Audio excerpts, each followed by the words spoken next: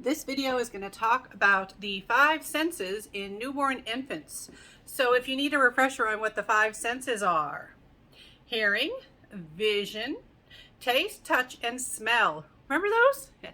All right, now, how well developed are these in a newborn? Well, most of them are remarkably well developed at birth for someone, especially for someone who is at full-term delivery. There is one exception. Vision is absolutely awful. It's the worst.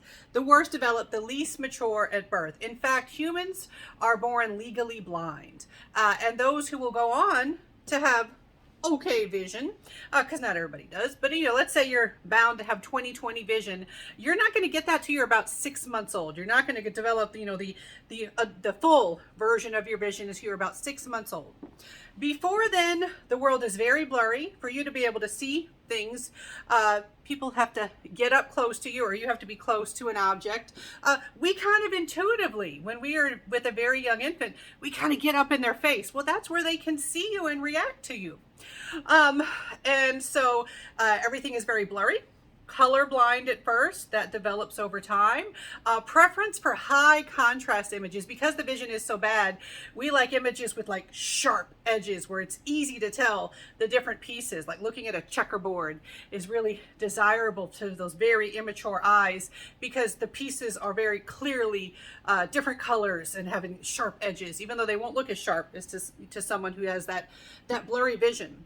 Infants also have a people preference and a dynamic preference. They like looking at people or things that look like people, and they like things that move. Dynamic, I mean moving around.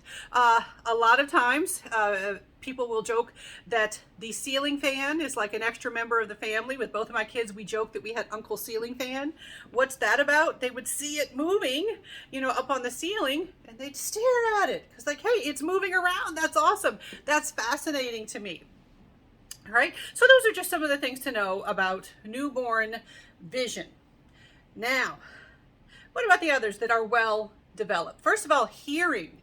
Hearing has the highest acuity at birth. Hearing is remarkably well developed at birth, and hearing is going to be very important. And not everybody can hear. You do have babies who are born without hearing. So sometimes when we talk about development and learning speech and things like that, we talk about exceptions. But those who are born with the ability for hearing, it is remarkably acute at birth, and they can even recognize familiar sounds versus less familiar sounds. They can recognize their caregiver. And how do we know they can recognize? Because you can't talk to a baby, you can't ask them.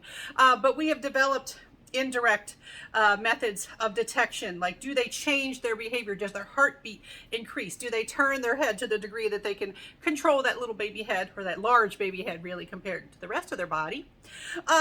We look at different things. Even the sucking rate. We have little special pacifiers that measure their sucking rate. When they get excited, they can change their sucking rate on the pacifier. There's different things that we've done to see how they change reaction to certain things. And one thing we've seen, we have evidence that they can detect different types of sounds.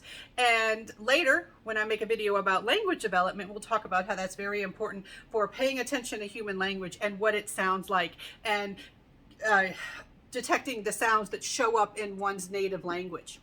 Now, what about taste and smell? I'm going to kind of put them together for the purposes of my undergraduate classes. That serves us just fine to put them together. And those two senses are linked. I don't know if you've ever been exposed to that idea or noticed, like, if you can't smell, it affects your sense of taste. Smell and taste, they are somewhat linked. But infants, newborn infants, they can detect different smells, different tastes. They even show that they can recognize familiar smells, familiar tastes, like the smell of their caregiver, for example, or their caregiver's breast milk, if that's available. And touch. The final sense that we'll talk about is touch, and touch includes pain perception. All right, do newborn infants feel pain? It might seem like a silly question, but there was a time where we were asking it. Yes, they absolutely can. All right. if they have any kind of medical procedure, including circumcision, they should have something to relieve the pain. They can feel pain.